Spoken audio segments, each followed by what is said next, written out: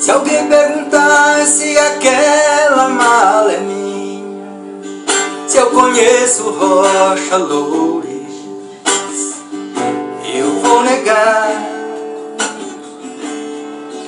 Se alguém perguntar sobre aquela delação do Joesley Safadão, eu vou negar. Se alguém perguntar sobre os deputados, se eu comprei a votação, eu vou negar. Será que estão achando que eu sou um presidente louco, alucinado e tão inconsequente que essas denúncias não vão me ofender?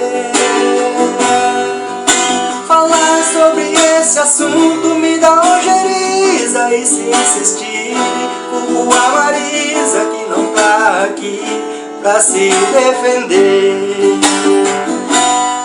É o Janot que fica me denunciando e não larga de mim. Parece que armou um complô junto com o Fachin. Já fui até a Rússia e nada dele me esquecer. É o Janot que veio com essa denúncia de corrupção, que fica com aquela mala de $500 mil.